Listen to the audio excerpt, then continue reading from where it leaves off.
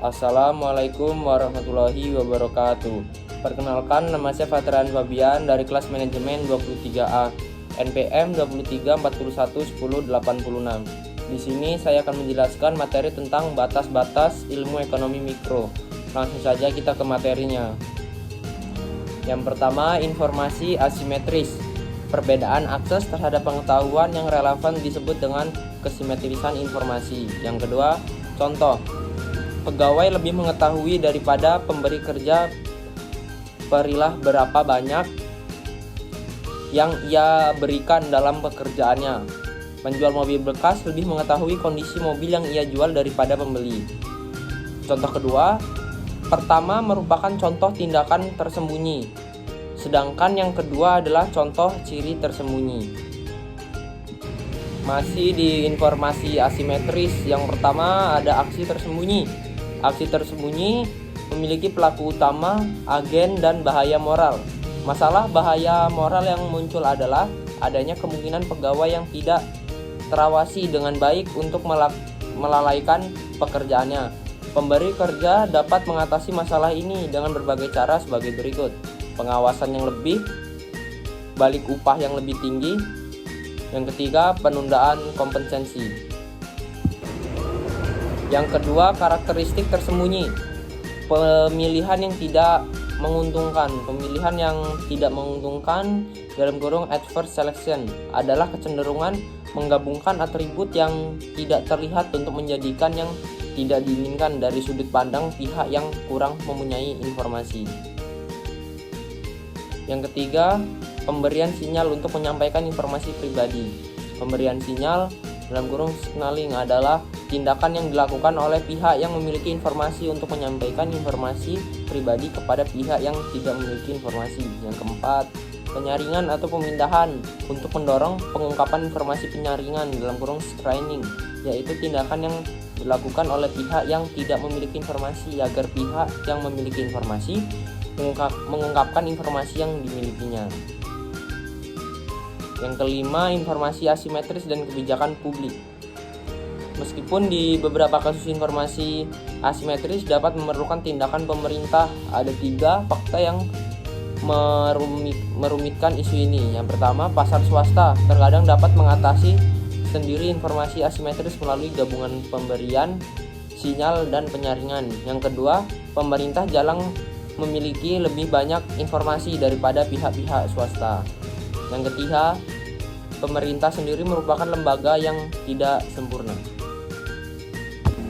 Lanjut kita ke ilmu ekonomi politik. Yang pertama, paradoks pemungutan suara Konderets. Paradoks Konderets dalam kurung Konderets paradoks adalah kegagalan mayoritas untuk menghasilkan preferensi transit bagi masyarakat. Yang kedua, teorema kemustahilan Arrow. Teorema kemustahilan Arrow dalam kurung Arrow Impossible Theorem adalah hasil perhitungan matematis yang memperlihatkan bahwa dalam asumsi kondisi tertentu tidak ada satu skema pengumpulan preferensi individu pun yang dapat menjadikan preferensi sosial sah.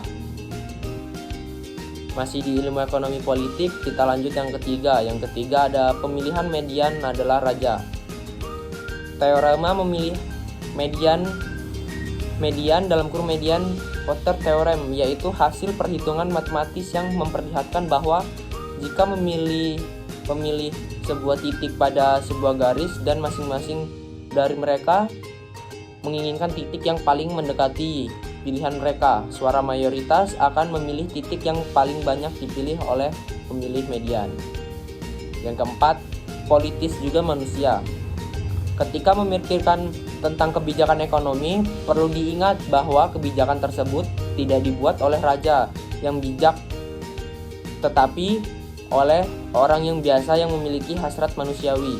Mereka terkadang termotivasi untuk mewujudkan kepentingan bangsa, namun terkadang mereka termotivasi oleh ambisi politik dan finansial mereka sendiri. Kita tidak terkejut apabila kebijakan ekonomi gagal mewujudkan idealisme yang tertuang dalam buku-buku ajar ekonomi. Tadi kita sudah membahas informasi asimetris dan ilmu ekonomi politik. Sekarang kita lanjut ke ilmu ekonomi perilaku. Yang pertama, orang tidak selalu bertindak secara rasional. Yang pertama, studi tentang pengambilan keputusan manusia telah berupaya untuk mendeteksi keliruan sistematis yang dibuat oleh orang. Berikut ini beberapa penemuannya. Yang pertama, orang bersikap terlalu percaya diri. Yang kedua, orang terlalu mementingkan sejumlah kecil pengamatan nyata. Yang ketiga, orang merasa ragu untuk berubah pikiran. Lanjut kita ke yang kedua, orang peduli terhadap keadilan.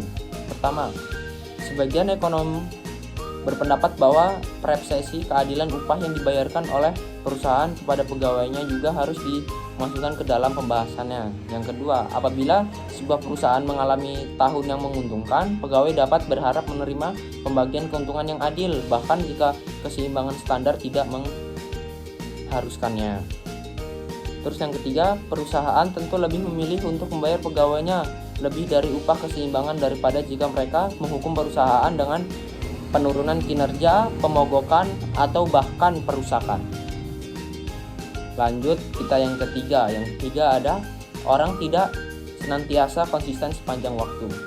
Implikasi inconsistent berkepanjangan ini adalah orang harus berusaha mencari cara untuk membuat diri mereka berkomitmen terhadap rencana mereka pada masa depan. Sekian.